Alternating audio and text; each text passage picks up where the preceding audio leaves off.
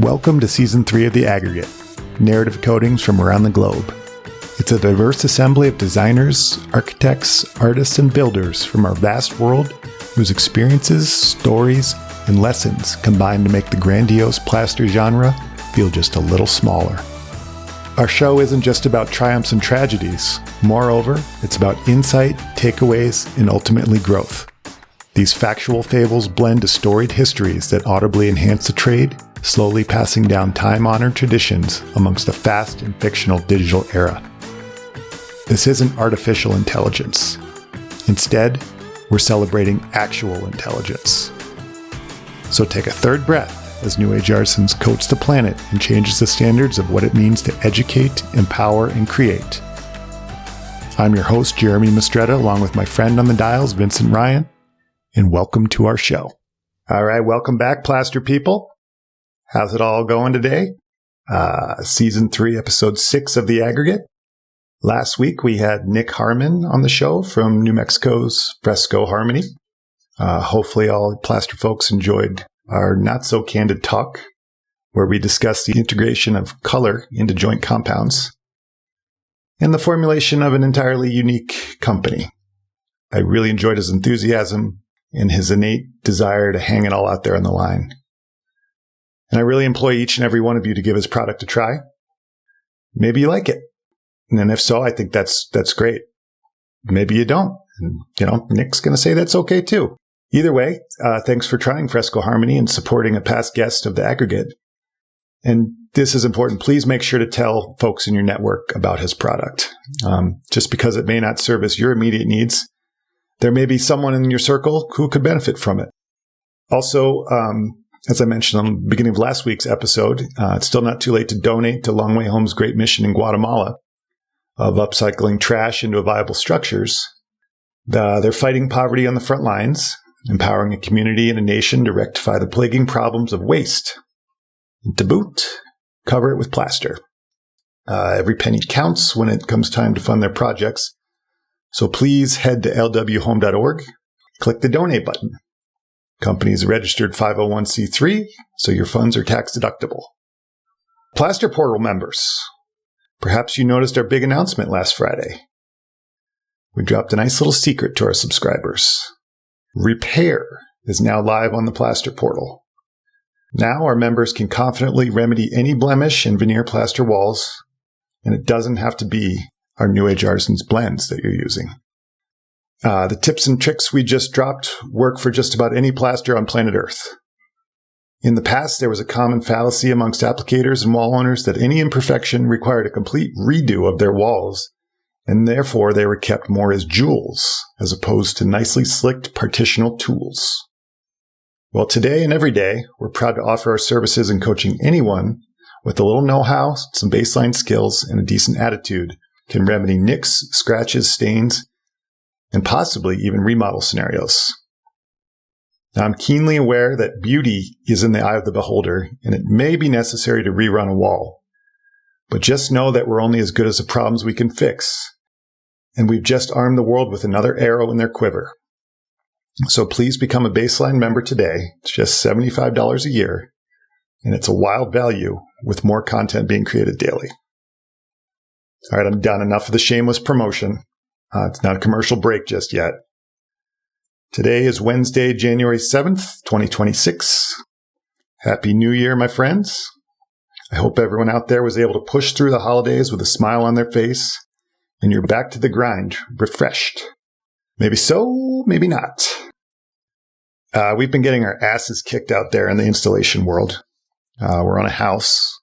It's a huge house. I think it's 25,000 square feet with 15,000 square feet of plaster. We've been working with the local builder and out-of-country design team for years on this particular project. A myriad of samples were made. Takeoffs were done again and again, until we finally honed in on the right color, shade, sheen, hue, and specific footage of our refined plaster blend. And that's just our process. All the homes we do are nice. And when I say nice, I mean exquisite. They're drawn by world-class architects and designed by elite teams of worldly assassins. Since the first shovel went in the ground, there have been scores of craftsfolk pouring their hearts and souls into the specific structure for over 3 years. The finish line has been the same, always the same. January 15th, 2026. We're rapidly approaching it. It's a little nerve-wracking. I got a fun game for everybody. If you're listening, close your eyes, unless you're driving, and think of the most beautiful person in the world, man or woman. When I was younger, I'll admit I used to think it was Jennifer Aniston. Don't get me wrong. She is absolutely sublime. As my wife would say, I wouldn't kick her out of bed for eating crackers. It also goes without saying, but just to level the playing field, of course, my wife is the most beautiful person to me in real life. But we're pretending, so play along. As I've grown older, I'm here to not so shamelessly admit that I see Gwyneth Paltrow as now the ultimate beacon of beauty. She seems kind, her sense of fashion is impeccable, and her demeanor is one that's wildly authentic. A true and confident version of herself. In her rawest form, she would stop any person dead in their tracks. And when the camera turns on, she dazzles the world with the help of likely a stylist and a makeup artist. Her beauty becomes otherworldly at this point. And what the hell am I rambling about, you may ask? All right, open your eyes. If we become rushed to finish this home with our proverbial lipstick, I find it sad. I'm sad for all the workers who have worked this long only to be pushed at the final process. But more importantly, I'm sad for the home itself, whose long process details are now being hastily skimmed over at the 11th hour, rendering what could be a unique, one-of-a-kind, Gwyneth Paltrow-type home being put together, being marred and less than adequate right before showtime. I think it's disrespectful and unfair. I don't know how to fix the cascade of issues that have led to this mentality amongst our high-end homes in society. So Gwyneth, if you're listening, what would you think if someone rushed to put lipstick on you? What would your reaction be? I'm conflicted in feeling the effects of these hasty decisions on such a beautiful home. And here today, to maybe help ease my pain, someone who's likely far too familiar with the pinch of high-end hustle. So ladies and gentlemen, please welcome California Wall Design's Mr. Tim Jordan to our show. How you doing, buddy? Hey, I'm good. How are you? Good, man. That was my longest rant to date. So thanks for listening. That's a good story. Yeah, I bet you might relate to that. You can relate. Me. Yeah. It's just like, what the hell are we doing? I don't know any way out of it, but maybe we can figure it out here by the end of the show. Who knows? What are you up to? It's 9:00 here, Montana. It's 8:00 your time. Well, I just, I got like 10 to 15 projects going on right now, and I'm in the same thing you are. We're doing top 1% homes, $30-40 million homes. And yeah, it's always just a huge rush. I like to think it's like the 80-20 rule. Like 80% of the work goes in the last 20% of the house. It's all those fine details and stuff. So, but that's the part everybody wants to rush. Yeah. That's like the funnel. It's like this huge, wide open berth. And then we're going, everything's cool. And everyone's like looking at the calendar like, are they really showing up this date? Or are you just telling me it's that date and it's actually 3 weeks later? Yeah. Because that's a fun little game people play too, which I get, a little game of cat and mouse. But then it's just like, and then we just start hitting the funnel. I'm like, why are there 70 people in this house right now? Like, this is nuts. That's a lot of people. Yeah. I don't even think I'm exaggerating. I think there were probably 70 people in the house I was in yesterday. Cleaners, plasterers, tile guys, cabinet makers. Final touch-up kind of stuff? Oh, no. Final touch-up would be sweet. No, we're full production. Okay. Full production. Just, crazy. But RAM board still down and all that stuff? Oh, no. They pulled the RAM board up because the flooring guys had to thread the needle of time. And they only had 3 days to do it based on their schedule. And they were like, we cannot change. So they emptied out the entire house during the holidays, refinished the floors, and then put RAM board or put, Guardia Pro, that stuff? It's like the white fuzzy stuff. They put that down and then, Ramboard on top of that. I'm like, this is so back-ass words. But is what it is. Silly people. As I was blabbing away earlier, people out there listening may be wondering why I'm not working on the home that I just metaphorically compared to a fashion icon is trying to get across the finish line. I think that's a simple answer, because not only do I work in the business, I work on the business. And Wednesdays are the days that I do that. No questions asked. 6 months out of the year, our podcast happens to fall under the on the business clause that we've created. But don't worry, we've got a team of insanely talented plasterers hammering away and polishing the walls to perfect sheen. So when the curtain goes up and the lights go on, our character will glow with the radiant beauty the team expects. It's a bit of an exhausting game of smoke and mirrors, a Hollywood type of mentality that perhaps could be elaborated on by our California guest. Many times, I know where the guests are from originally, because I know a bit more about them because we're friends. This one's, it's a little bit different. I've got an acquaintance here, Tim, who I hope to be friends with by the end of the episode. So, little Q&A to kick things off. Do it. Yeah, let's roll. Originally from Missouri, right? Yep. Originally from Missouri. Yeah. In Columbia, and then grew up in Jefferson City, which is the capital city. Yep. Nice. Yeah. How long did you live there in Missouri? I left right after 8th grade. Oh, wow.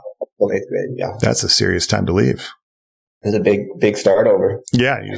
Yeah. What was it all like in Missouri when you were growing up?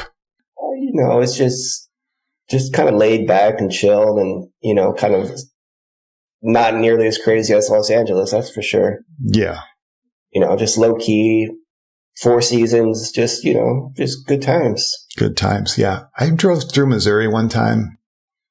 It was like, and I think of Missouri and I'm like, oh yeah, it's Missouri, whatever. But I remember driving through one time and I think I was coming from like down I-70 or I-80, I forget. And we'd like gone through Kansas and we were driving back east.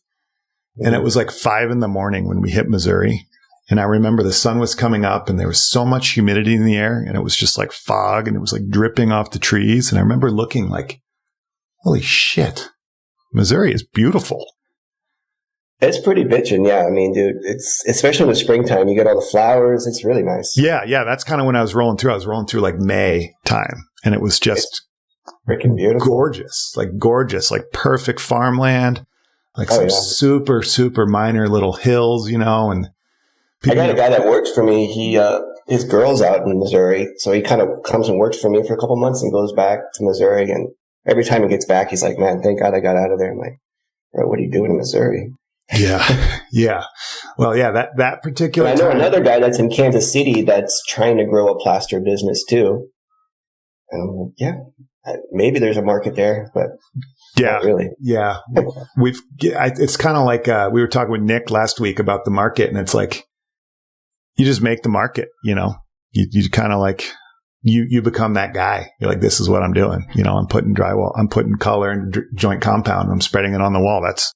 That's Nick's deal. And it was like, he made the market, and folks hit us up a lot of times, and want to use the plaster. And I love coaching like beginners, people that have, painters and drywallers that want to get into the plaster world. Cause, I feel like they're the most impressionable and they're the ones that I can relate with the most.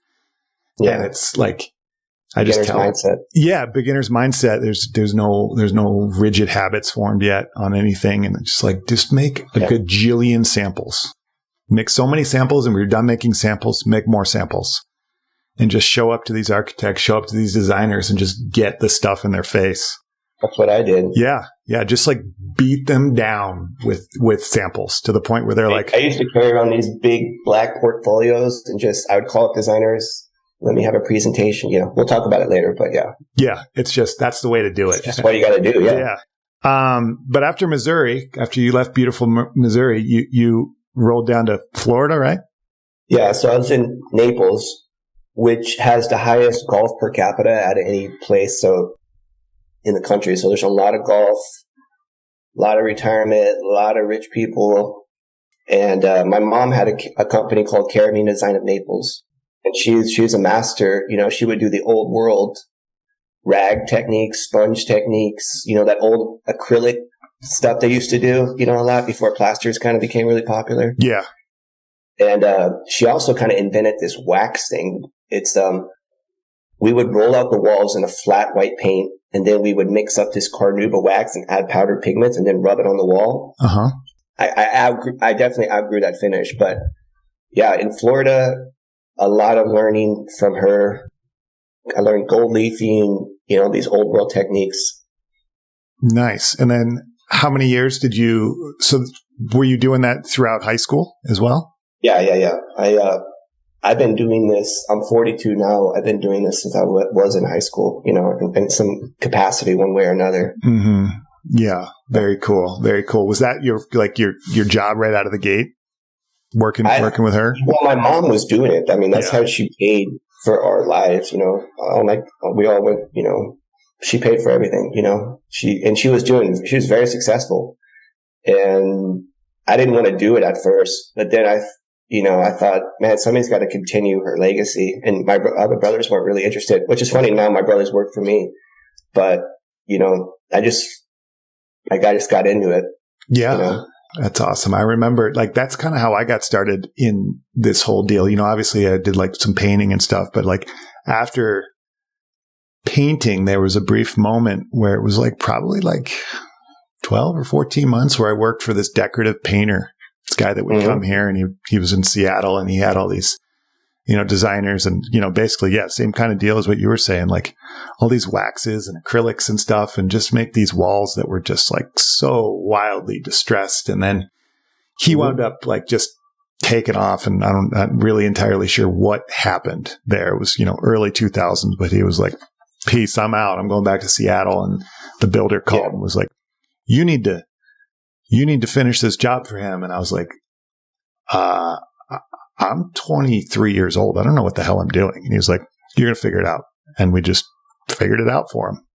At that point in time, it was, you know, there you go. We just kept on going with all that, you know, kind of creative thought. Just throw you in the deep end and let you figure it out. Yeah, exactly. Yeah. It's like waiting tables. People are like, just go out there. I'm like, okay. See what happens. Yeah. Learn to swim. So that was your that was your go into the trades with your mom. Did you wind up going to college at all? For a little bit, but I didn't finish it. Yeah. Where did you go? I went to some college in Naples, you know, like just for like a year. And then I'm just like, I never really liked school. I mean, I was more just like wanted to be outside, just build. I love to build stuff, you know, learn a lot of stuff from my grandpa. I just would rather be outside just building or playing or whatever. So like, I was just never really into school, honestly. Sitting you know, my brothers and my sisters are all like magna cum laude. They all graduated, you know, all that stuff. But for me, like, I never got into it, you know, like I was just too bored in school. As I've mentioned before on past episodes, that's the number one common thread that I noticed of almost every guest is some sort of, I don't want to say instability because that sounds negative, like just disenfranchised with the educational system. How does that sound? It just wasn't a good fit for them.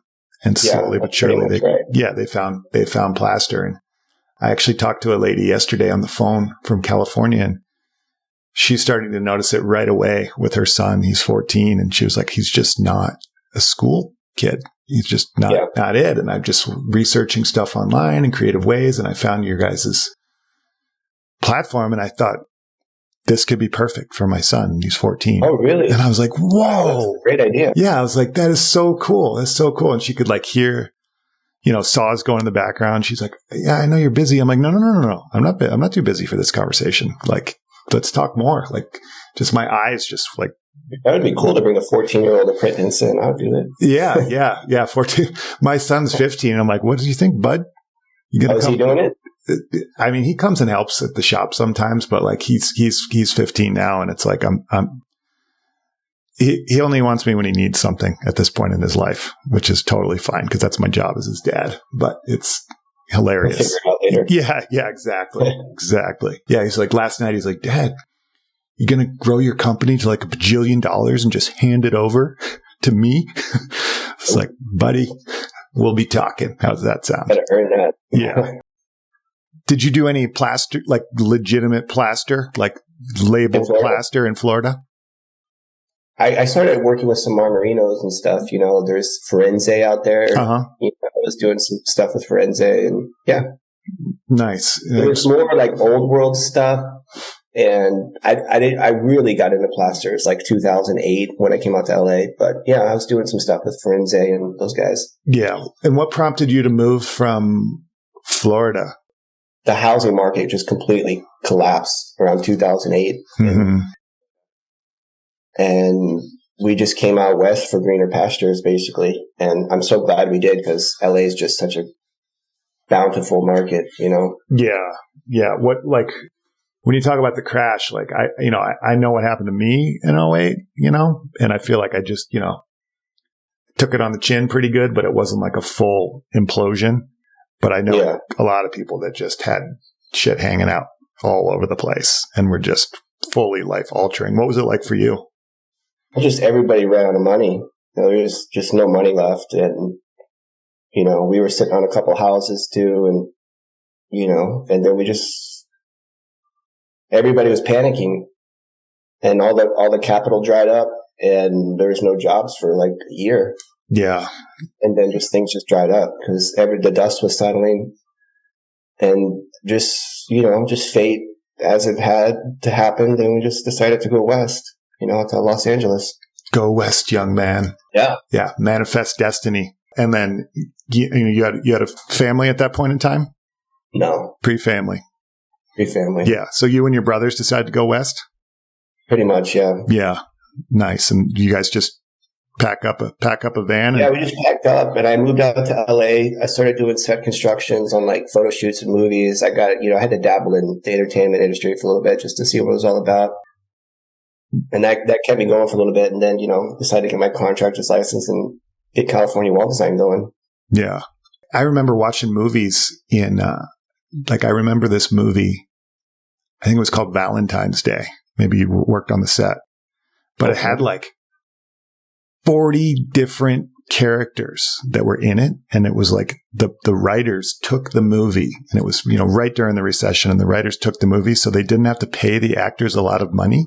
They just had to pay them for their little blips in the movie. But then the plot combined every actor in the whole movie.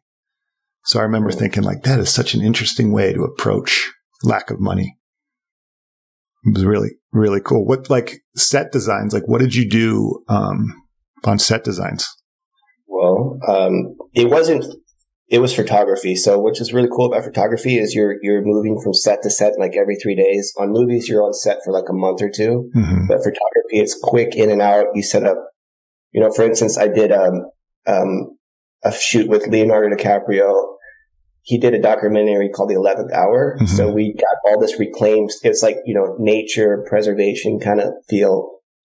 So we built like herringbone patterns. You know, we just hang these kind of electric light bulbs that are the spinny ones, you know, just kind of everything eco, just stuff like that. We would just build sets, you know, because I'm good with my hands. Like, I love to build. And I would drive around this big 3-ton truck that had all the tools in there and you just go to prop houses and pick up everything, and they just bring it in and set it up and then take it off. And then you witness some crazy stuff along the way.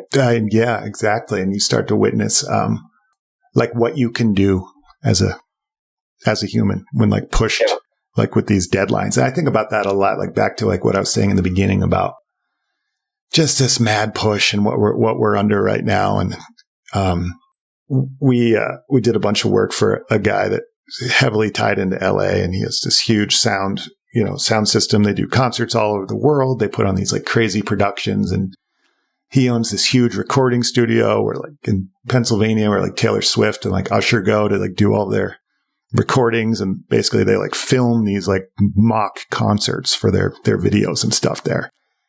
That's cool. Yeah. And he was telling me, he was like, no is never an answer in the world that we live in. Like, it doesn't matter. You just get it done and you send a bill. That's how it works. If you have to work all night long, you have to work all night long. It is what it is. Yeah, especially in that industry. Yeah. Yeah. And it's wild, kind of like this mentality that we're involved in now with, a lot of these folks, and we're working for them. And it's the builder that we're working on. I asked him yesterday, I said, why do you want to do this? And he said, because I really like these people. That's why I want to do it. And it's like, why do you want to work 20-hour days to get this done at the end? Yeah. Like, why do we want to rush? Like, we're building this beautiful structure. Like, it's so amazing. It's just impeccable. And then we're just like rushing the finest details to get it done. And he's just like, I just really like these people. And this is what it takes. Yeah. To get it done. So I would assume that your hustle life, it sounds like you learned a lot of skills from your mom at a young age, and then you were armed with those skills, but then you went to California and, were you staying up all night on sets? Yeah.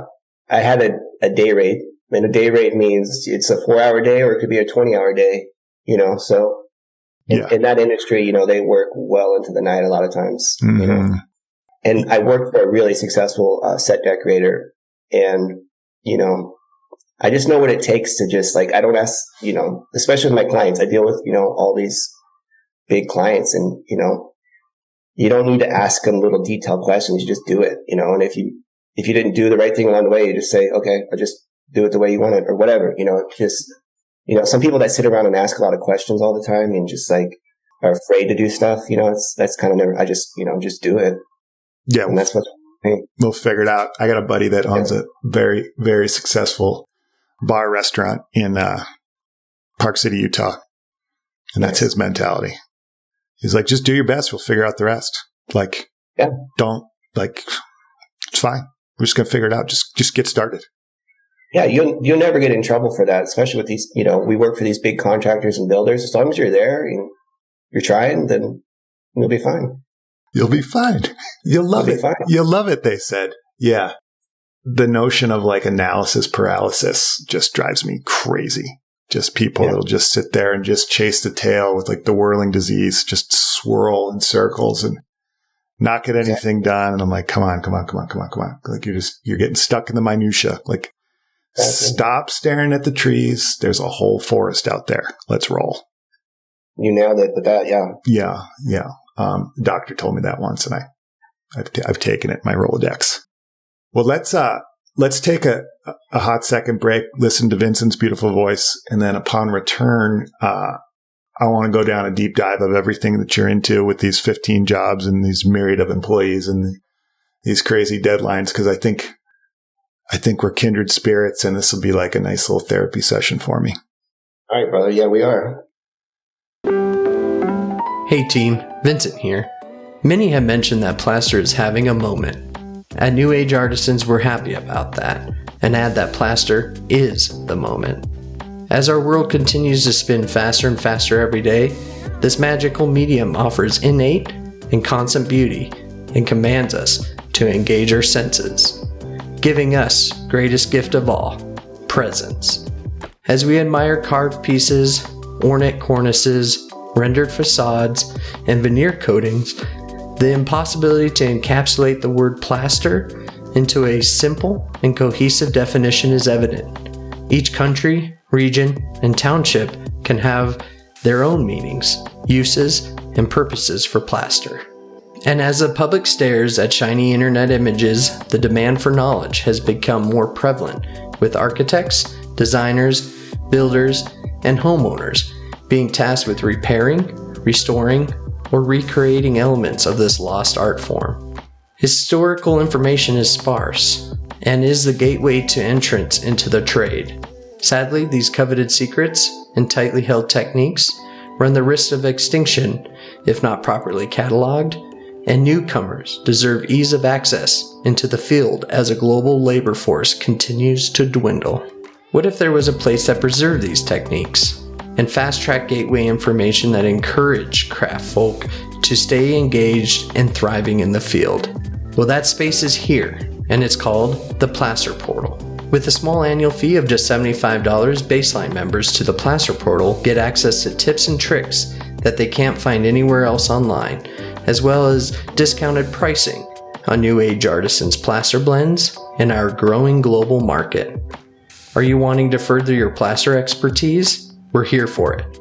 With a simple Baseline account, subscribers can upgrade to our Artist Series classes, taught by niche and industry professionals from around the world. Learn cornice in situ and sculpture from the United Kingdom, Tadillac from Brazil, floral casting in the States, and drywall from an industry icon. But that's not it. We have more in the hopper as we're constantly creating new content. Sign up is fast, easy, and affordable. Head to newageartisans.com and click the Plaster Portal link to get started. We're gaining new members every day, and we can't wait to have you as part of our community. Before we get back to the show, here's a past guest with a quick hello. Hey lime lovers from around the globe. This is your friend Brian Tobin, aka the Lime Master from Ireland, and you are listening to The Aggregate. All right, everybody, we're back here with Tim, California Wall Designs. Mr. Brian Tobin from Ireland.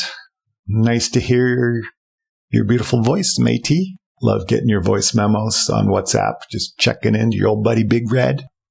Really fun to have you here a few weeks ago, hanging out with us. And every time I think about you, I smile. So I implore everyone, check out Lime Master on Instagram and give Mr. Brian Tobin a follow. You won't be upset at all. Before the break, we were talking to Tim about upbringing in Missouri. Then we were talking about his move to Florida in high school, doing some decorative painting with his mom, carrying on the legacy after an economic crash into California, and decided to work on a set design, get his feet on the ground, photography set. And that's where we left it. Where did, what made you want to start California Wall Design? What was the process of starting it there? When I moved out to California, I just thought California was the fucking coolest place ever. I'm like, California is so cool. Whatever I do, I got to put California in my company name. And I was like, what am I doing? I'm designing walls. So California Wall Design. Went and got my license, because you got to have your license. I mean, you know, the people I work with, you got to have all your ducks in a row, insurance, workers' comp, everything. Yeah. What's, you know, the same here. You know, you got to have all your ducks in a row, like ridiculously. I mean, they're, you know, like background checks up and down, you know, non-disclosure agreements across the board. The licensing for, you know, unless you're a specialty trade, Montana, like, you know, an electrician or a plumber or something, you don't actually need a license. You can do, you know, a general contractor's license. That's literally mailing $150 in. There's no testing. There's none of that goes on here. What's a license like in California? A license is, you definitely have to take a test. I have a painting and decorating license. So that involves, you know, I had to study, and you have to, you know, calculate things and blah, blah, blah. It's really boring stuff. School that you didn't like. Yeah, you got to do a crash course, and you got to go somewhere and take a test, and got to pay all this money and all this other bullshit. Yeah. But you got to do it. Jumping through the hoops. I know a lot of guys that work for me that like, oh, I want to go out and do my own thing or whatever, but they never do, you know. That's what stops a lot of people. You got to, you know, go do that. Yeah, once you realize the back end of the things you're going to be doing. Yeah. The things that don't make any money. Yeah. Yeah. Everything behind the curtain. It's just like it takes a whole team behind it to get, you know, someone out there on the stage shining. It's crazy the amount of things we do that are just non-billable. Just part of it, you know? Yep. Yeah. Exactly. So your brothers, did they rolled out from Florida to California? Yeah, my brothers, you know, rolled out. my brother Tom, my older brother Tom, works for me. He's like, I would say one of my best guys for sure. I definitely pay him the most. Hell yeah, Tom. And shout out to Tom. And he's like, I would say, one guy that I can trust more than anybody to talk to designers and the clients. So it's good to have a guy like that for sure that I know I can trust.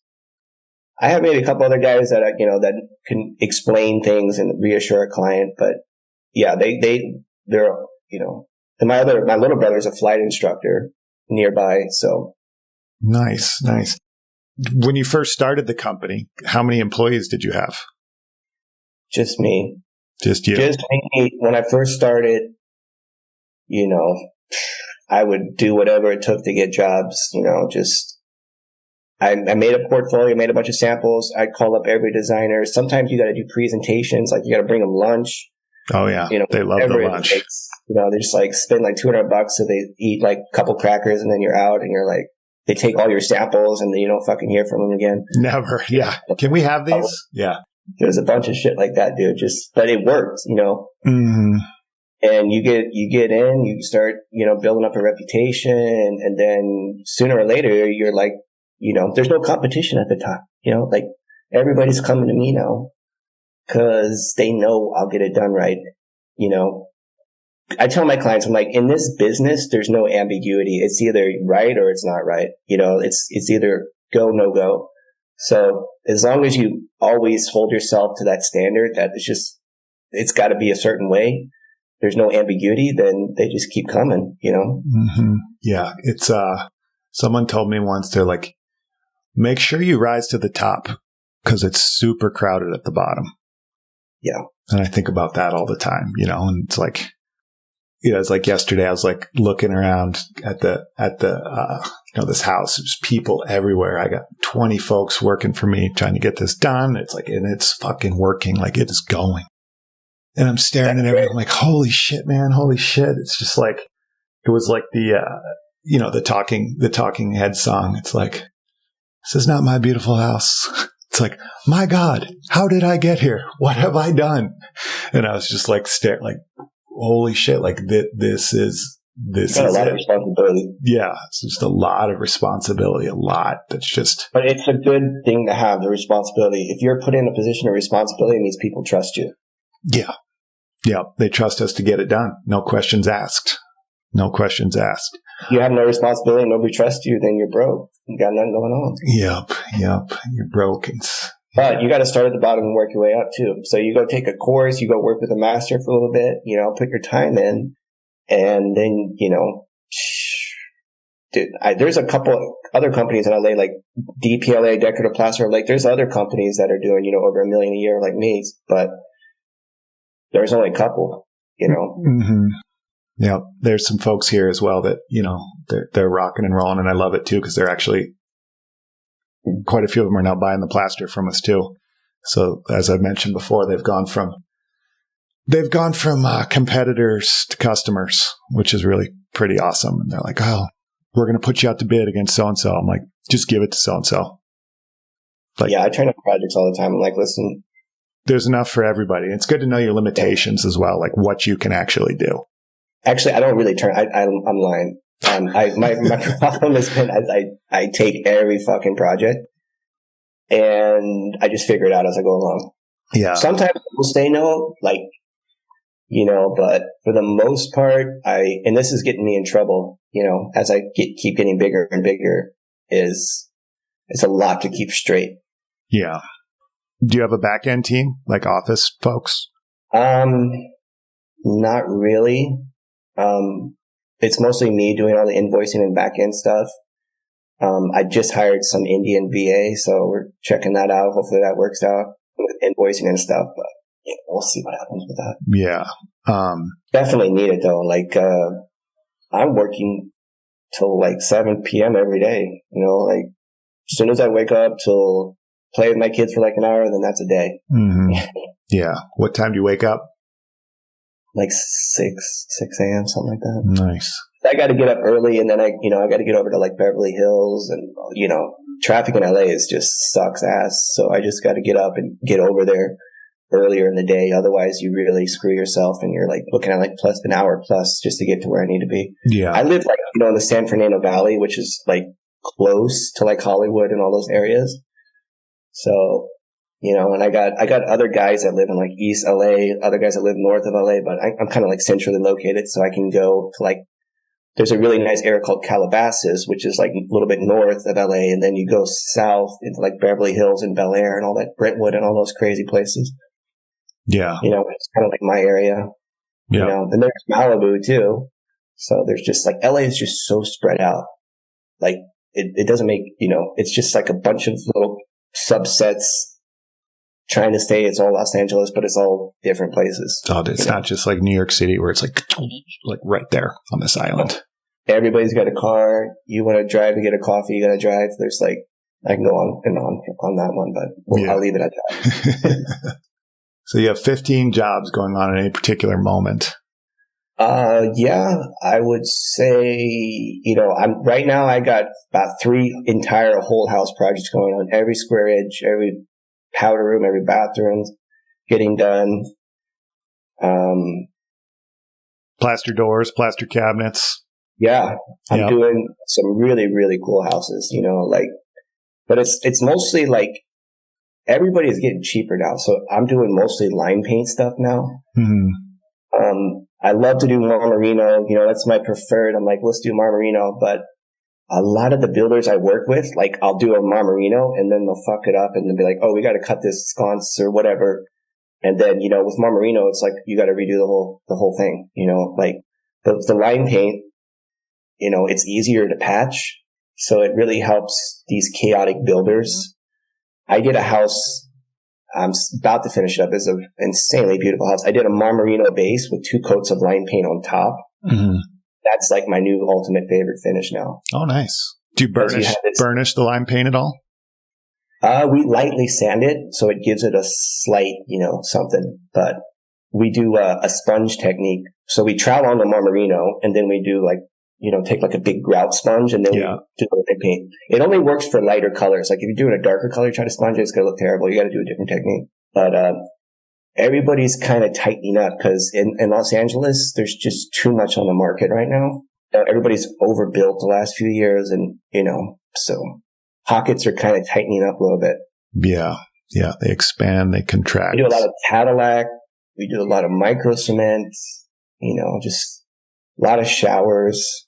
Yeah. I could go for hours and hours on showers, but. Oh, yeah. Yeah. Me too. There was a while with the showers, like, that's why that was like the whole impetus for creating our Cadillac class. Cause that was like, we just can't do that. Like there's so much demand for it that we can't do it. So we need to find a way in which we can empower other people to do it. So it's still our process and our technique and, the product and everything. But I was just like, we can't be everywhere, but our techniques can. So let's do it. Let's do it this way. Yeah. But I mean, holy smokes, I could go on. Well, your course curriculum is outstanding, all that stuff. So thank you. On that. Yeah. Appreciate it.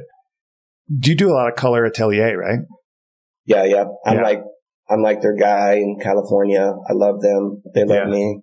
I'm friendly with all the owners. That's another thing that really helped me is, I try to get in with all the plaster companies, introduce myself, show them my work, tag them, that's really helped me a lot too, is, doing that, going at that angle, finding like a plaster company that's somewhat local to you and just becoming friends with them and using their products. Yeah. Big time. Yeah. Using the products. And I don't know. I think a lot to like, there are a couple plaster companies, plaster manufacturing companies. And this is what I've realized since we've started manufacturing, like business is business really at the end of the day, but holy shit, there's some nasty stuff that goes on behind people's backs in the world of business, especially in the manufacturing world. And there are companies that are,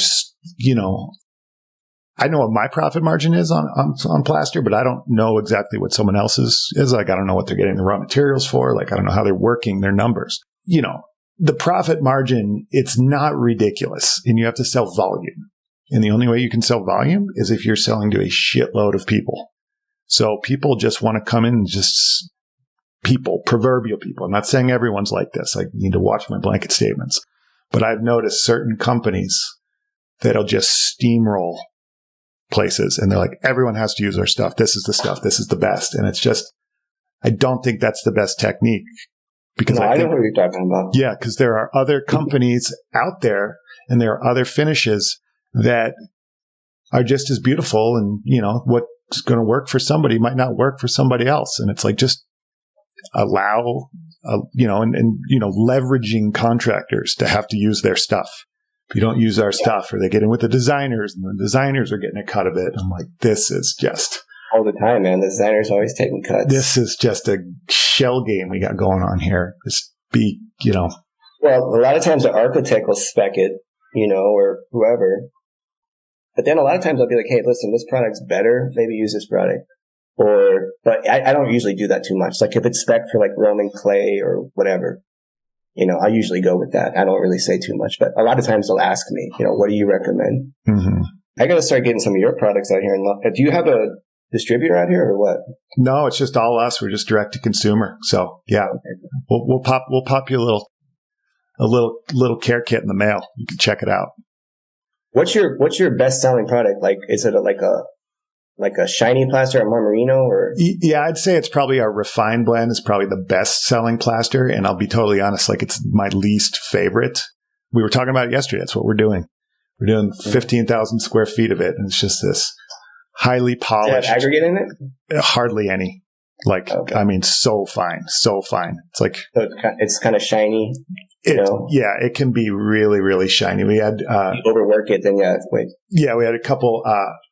We were talking about. I got this crew, Fernando. Big ups, buddy. Thanks for bringing. Fernando's the man. Oh yeah, bringing the heat, and Sam Johnson bringing the heat from Santa Fe with your crew. But Fernando's crew, I looked over, and one of his guys, thankfully was like over in the corner, but he's just hammering this wall, and I mean it's fucking beautiful, just laying into it. And I was like, looked, and all of a sudden I could see my reflection in the wall, and I was like, whoa, amigo, despacio, please do not do that to that wall, because he's like, oh, it's good. I was like, no, it's beautiful, great, but if they're going to see this and they're going to want 15,000 square feet of it, that is not what we sold them.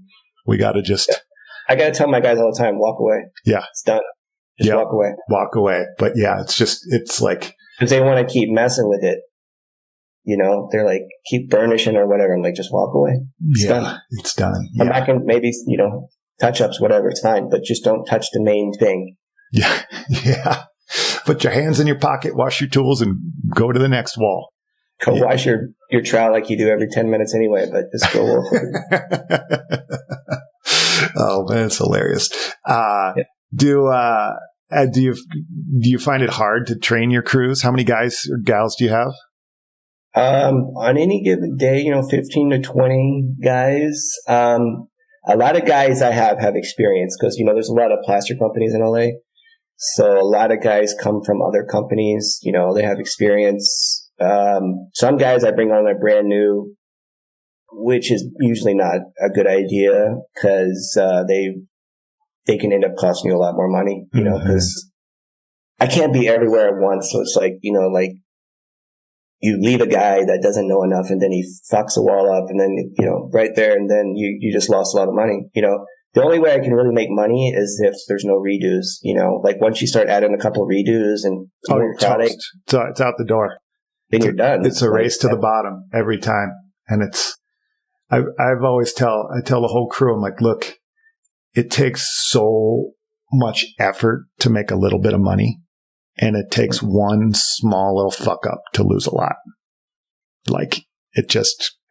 I like that. I got to tell them that, because they just don't get that. Like I have some guys that you were asking me when I first started. I met one guy at Home Depot. Like he just walked out to like 40 guys swarming, and there's one guy, and then he's been working for me for like 7 years, and then I post some ads on Craigslist, and you get because the job market here there's a lot of guys, so a lot of experienced guys.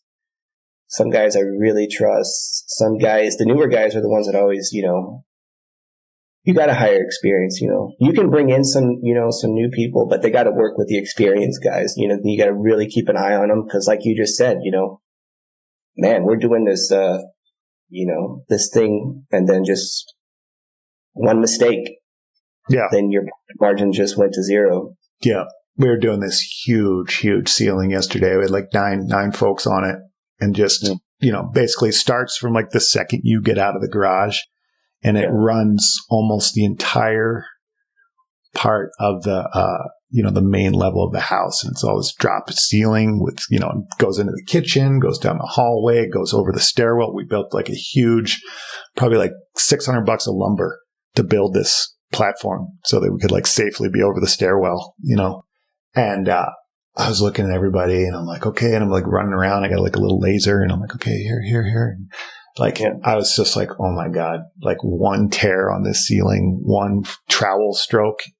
It's a full redo of this whole thing. And it's, very nerve-wracking. $10,000. Do it again. Yeah. And your labor is like $10,000 just a day or whatever. Like, yeah. Yes. Yeah. That's the hardest thing about this business. I don't think people realize is that, especially here in LA, like my profit, you could make money, but you can lose.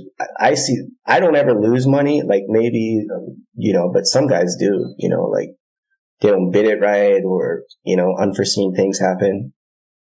I remember I was doing a project in Vegas with Sheldon Alderson's house. It was like the biggest house in America. It was like insane.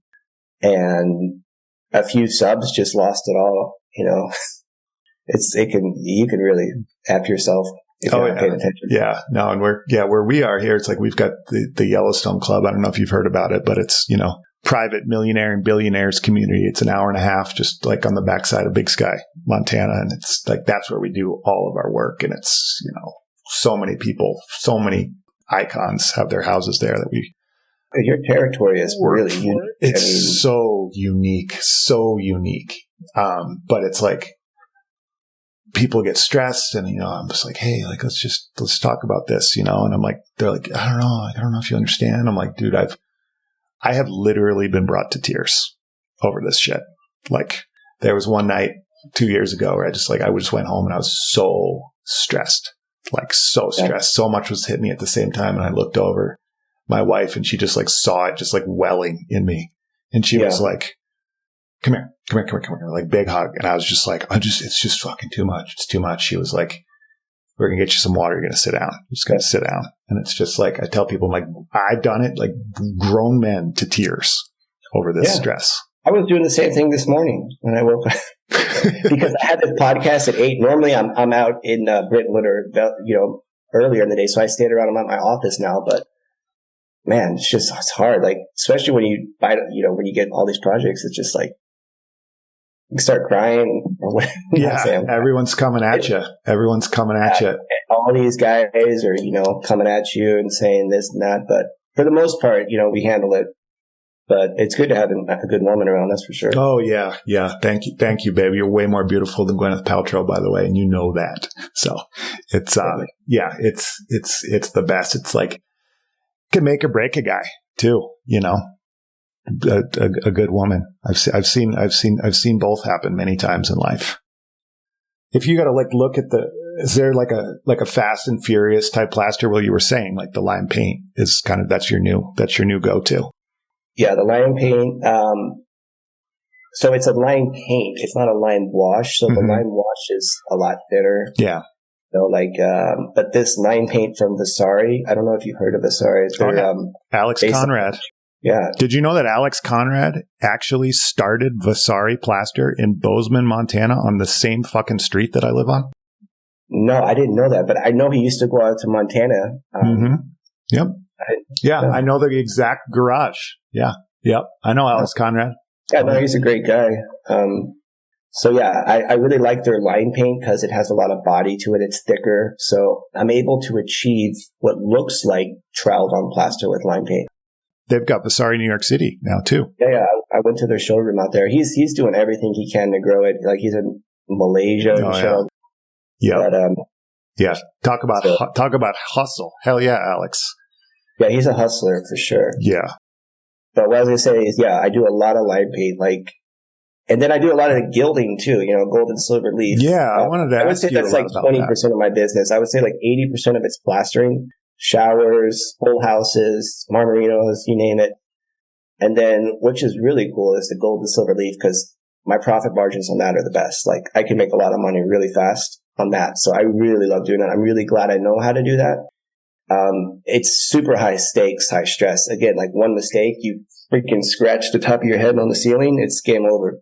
Especially when you're working with, we do mostly composition, gold and silver, but you could, if you're doing 190 square foot in real 23 karat gold, that's like $12,000 to $13,000 worth of gold leaf right there. So that's high stakes. That's high pressure. How did you, I was looking at that on your site, and I see a lot of folks and they'll do it. And it's just like something that's like, there's all these little niches in the plaster world. That's what I absolutely love about it. Like riches in the niches, And I see I like that. Yeah. Riches in the niches. Market. I never heard that. Yeah.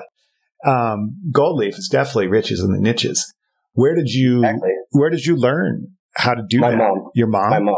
Yeah. She was doing gold leaf, copper leaf, silver leaf, you name it, forever. And she even takes acids and will put acids and stuff over the gold leaf. But it's got to be composition. You can't put acids over real gold. The composition is a blend of different like coppers and alloys and whatever. So it'll react to these acids, and these acids will do trippy things. Mm-hmm. Yeah, I learned it all from her, but I kind of took it to new levels because now I can do a whole silver leaf, gold leaf ceiling really quick because they sell these rolls now. They're about the width of a normal gold leaf, silver leaf, but they come in these long rolls, so you can lay one in to the next and just do strips, and we can bang out a ceiling really fast. That's with the grid pattern. So, like you see the squares everywhere. Yeah. I even did a big project where I did Venetian plaster with embedded gold leaf. We'll do that. That's my most expensive finish by far. I would say that's like $50 a square foot or something crazy because that takes forever. Have you ever done that? The embedded gold leaf in plaster? Mm-mm. Yeah, it's nuts. It can either look really bad or really good. Yeah. What's the definition of really bad? Like what quantifies really bad and really good? It's like you just, instead of, it just looks like the gold leaf. Cause when you take the trowel and go over the gold leaf, if you don't do it right, you can ball up the gold leaf and it just turns on little black balls and shit everywhere. That's what I mean. Got it. And the gold leaf itself, is it like an off the shelf sort of thing that you purchase? Yeah, I got a supplier here in LA that I get it from primarily. It's mostly all composition, but I do get real silver, real gold requests all the time. But it's really nerve-wracking to work with real gold leaf because it's incredibly delicate. You can't even touch it with your bare hand. It'll just absorb into your skin. Mm-hmm. You have to use these specialized tools. The composition, you can just put it it's a lot easier to work with and a lot less stress. Yeah. And then you do stained glass too, right? Yeah, we do Vieira et Lumier's reverse glass painting, like mostly with the gold and silver leaf stuff. That's fun too. But that's like 1 or 2% of what I do. Okay. That's kind of rare. Not too many people do that. Do you like that? Like the 1 or 2%? Or I don't really like doing it. No, I'd rather do like gold and silver leaf. Working with glass is really tricky. It's even, there's better companies that do it than me. There's I'll do it, but there's a thing called water gilding, right? Mm-hmm. You do it with glass. And it makes the gold look like glass, right? You don't see any kind of, it just, but it's super time consuming and you gotta like mix these ratios and it's very difficult to do. Do you get caught in the hustle of that? Like do you work on these, crazy homes with the hustle of stuff like that? That's like crazy time sensitive?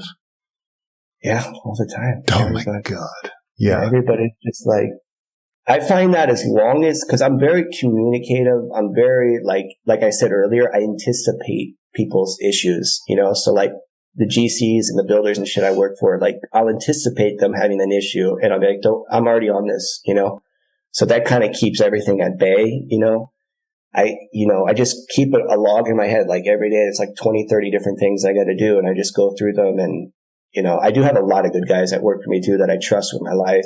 That really helps too. For sure. Yep. Trust with your life. I got a few guys that I work with that I literally trust with my life. And I have told them that when people have actually asked like, oh, would you refer so-and-so to, either like rent from me or something like that.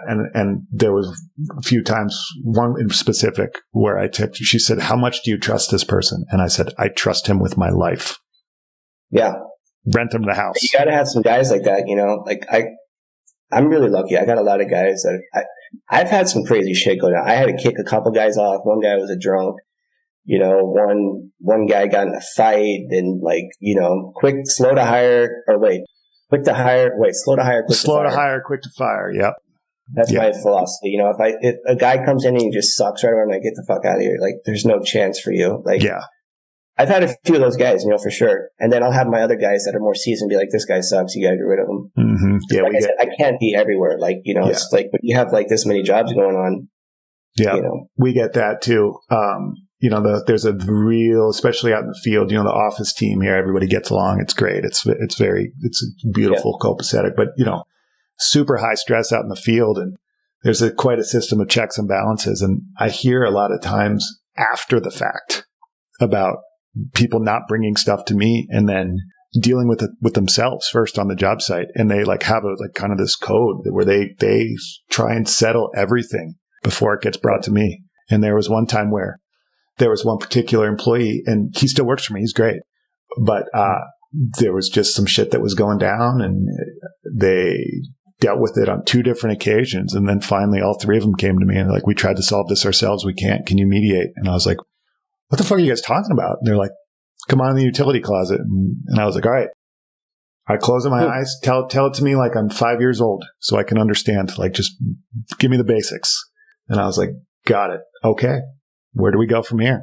And they're like, we just want to know what you think. And we totally settled it. So I went through some shit for a while, for a couple of years, especially when we were scaling the company and manufacturing and building a warehouse and everything. It was a fucking mess. It was a horrible, horrible, hope to be hardest time of my life. And I was just getting leveraged by a bunch of employees, seeing that I was hanging it all out there. And you're spending all this money on manufacturing and doing all this. You could just be giving that to us. We're doing all the work anyway. We're the ones making your money. And it's just like, screw you guys. And it was just one by one, they started just getting booted. Yeah.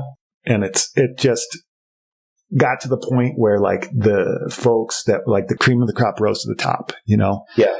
And now those people are there and they're running crews and they're awesome people. So I'm so fortunate that that's going on now. Because before it was somebody would say boo and my phone would ring 10 times a day about it. Just unbelievable. It makes or breaks us, who we have. Yeah. Yeah. Everybody says that you can't do it by yourself. You got to surround yourself with people that are going to, get you there. Mm-hmm. I just try to get everybody wearing a shirt. I'm like, you guys got to wear your California sign shirt. Quit wearing, so we got to look professional. Yeah. We've got new age artisan shirts. And I'm always busting everybody's balls, saying, hey, this is not, do this better or whatever, in a freedom. I'm not an asshole for sure, or else people wouldn't work for me. I'm just more I never get really mad either. I'm just whatever, we'll just fix it. And I just know okay, that cost me this to fix. There's nothing you can do about it. I just got to go forward. Yeah. Yeah. I don't get really mad so much anymore. It's yeah. But you've seen it all. I say that, then I see something entirely unique, but it's long fuse, big bomb. That's the hard thing about this business. I keep telling myself, why do I keep making the same mistakes? But there's so many different kinds of mistakes to make. Yeah. They're everywhere. Yeah. There's variables to the mistake too. Yeah. They're like, why didn't I see this coming? I'm like, well, I guess this technically didn't happen before. But yeah. Yeah. All this crazy stress. I mean, I know what I do to keep it chill and keep it relaxed. And, I know how I fill my own cup. It seems as if you maybe fill your cup. You do some art as well. I'm not a freehand artist or a muralist or anything like that.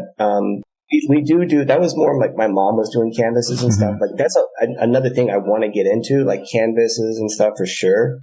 I do abstract kind of art stuff, but I don't really do that for stress reduction. I do a lot of samples all the time, but it's just working out a lot, saunas and just, that's a requirement. You have to do that or otherwise you get beat down to the ground. Especially living in LA, it's a super hike. So it's mandatory. You have to do it. It's the best antidepressant for sure. If I'm not doing that, I feel like a POS. Oh yeah. I'm the same way. It's been 2 days, and I'm going to, I got some stuff to do. And at my lunch break, I'm going to go home. Our shop's just a few blocks away from my house. I'm super fortunate, and I'm going to go home, and I got a 45-minute Peloton ride that I'm just fired up to do and just sweat it all out. I try to encourage all my guys. And I'm like, listen, the owner of the company's got to have a 6-pack. So I need to like, present myself in a way. I'm getting a 6-pack, hopefully, but you know, the owner's got to be tip top shape. You got to radiate good vibes. The clients pick up on it. You know, like we're doing 6-figure deals or whatever. You know, you got to look the part. Look good, play good. That's what Nick from last week said. And it was just, he got that from a soccer coach. And he was like, just one thing that I've taken my whole way. And you got some kids too, right? Yeah. 2 little girls. One's, almost 3 and the other one's almost 4. Oh, Jesus. Yeah. We're right in the thick of it. That's been, it's been great, you know, great times. Great times. I have a lot of help. You know, I have like a nanny that and a lot of help, you know, as much as help as possible. Yeah. Sure. Yeah. It's amazing. Like, what about you? I have 2 kids, 15-year-old son and a 12-year-old daughter.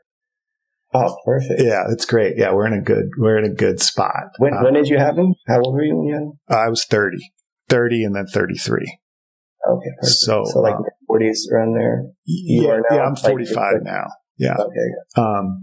But I definitely remember some times like, holy buckets, like in the beginning where it's like, people are like, oh yeah, I'm going to have, you know, we're going to have a kid and shouldn't change life too much. And I'm like, no, it won't change life too much at all. You're totally right. It's going to change it a whole lot, like way more than you would even imagine. Yeah.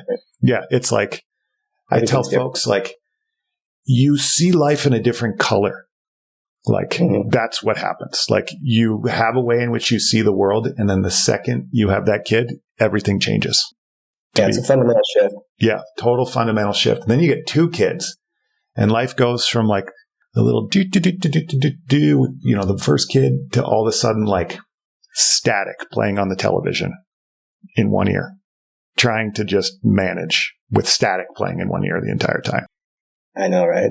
You're like, how do you do it? Somebody, Tom Brady's got a place here, and I've never met him, but an architect friend of mine told me that he was in the car with him one time. It was like architect, designer, and the builder, and they're driving up the hill to the club, and they said Brady's kid was in the car, and they're talking about the house, and they're like, he was so focused on the house, so focused, listening to everything we were saying. And the entire time, his son was in the back, was like, hey, dad, hey, dad, hey, dad, hey, dad, hey, dad, hey, dad. And he just kept going. He's like, they got out of it. He's like, he never broke stride in the conversation. He was with us the entire time. We all got out of the car and we're like, Jesus Christ, like shaking their heads, trying to just like shake it off. And they're like, that's how dude wins Super Bowls right there.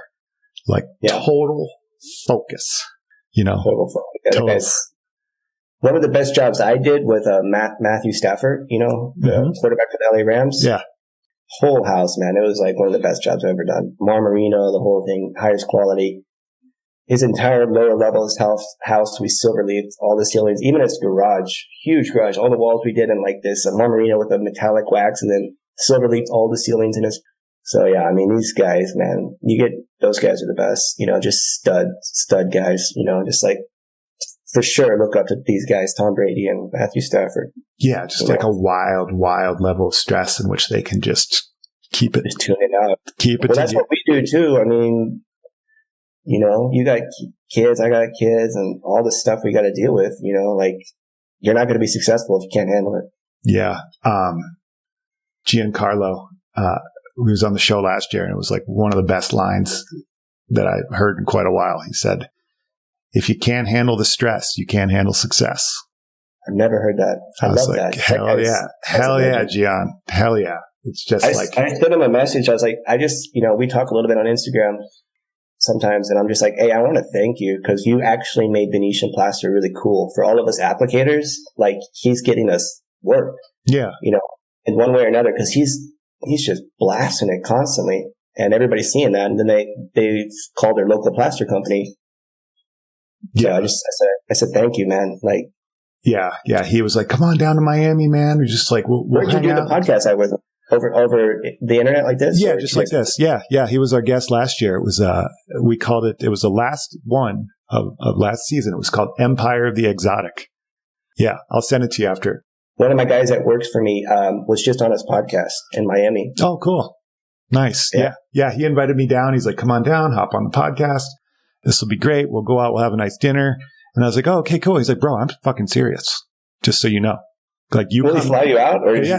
Well, I would probably, I wouldn't let him fly me out. I would definitely like, you know, well, I'm sure he would, but I was like, you know, he doesn't need to do that. I will go down on my own dime, and I'll certainly, John, if you want to buy me dinner, of course you can buy me dinner. Totally different look and vibe in Florida or Miami, dude. It's all Venetiano, like, you know, that high polished, which is hard to do. Like, I heard him say, like, everybody's doing these low glass Marmarinos. It's like, it's easy to do, but these high gloss plasters are hard, you know, get the buffer out. Like, I hardly ever do that type of plaster. Yeah. Like once, maybe 2 or 3 times a year, I'll do like a high gloss one. Grossello. Do you know Ron Francis? Who's that? Ron Francis he's another Florida. He's a Tampa, Florida guy. Ron Francis Art. Check him out on Instagram. He was on the podcast as well. That dude's straight fucking beast mode, that guy. And him and Gian are friends, you know, competitors, but also friends as well in Florida. I love the plaster world, man. Like, I just try to learn every single thing I can about it. I'm constantly learning because you got to know what you're talking about when you're talking with these clients. Like, and my angle's always been like, what's the most natural plaster I can get? You know, like, you know, that's kind of been my angles. I say to my clients, I'm like, that's my angle. Like, you know, I'm not doing the fancy stuff like John Carr, like the veining or any, you know, I just stay in my lane, just beautiful, high volume stuff, you know? Yeah, that's us too. Same way. Like, you know, we'll do a little specialty thing here and there, but I'm like, there's other people I know. Like, let's call them. You fly them out here. They'll do that for you. Like, we just give us footage. We're just a machine. Give us footage. We'll do it. And it's worked. I like that. Give us footage. Yeah. Give us footage. We will conquer or something. Yeah. If you build it, they will come. Missing footage. Yeah. What do you got going on the rest of the day? What's your day? I'm going to head off to Techstone. You know Techstone? Sure do. Yeah. Yeah. I'm doing on any given day, I'm visiting like 3 to 4 to 5 projects. So I got to go to Techstone, pick up this metallic plaster that they make, which is like $600 a gallon. I don't know if you worked with it before. It's a metallic plaster. Yep. I've not touched their metallic plaster, but I have worked with Techstone products before. Yeah, their metallic plaster it's a whole new animal. It's so I'm doing a bunch of metallic plaster stuff. So once we hang up here, I'm gonna drive out there and just knock them down. I got to put base coat on this big fireplace we're doing. So yeah, line them up. That's kind of what you were saying earlier. Like right now we're not huge applicant. Like of course we know applicator, we know more than anybody, but we don't have time to do it because we're managing all the jobs and whatever. So it is very fun whenever I do get to do the work because I love to do it. I love the plaster, you know, it's a fun job. Like sometimes I envy my guys. I'm like, man, you guys just like sit there and just fucking put plaster. That's a great job. Yeah, it is a great job. It is a great job.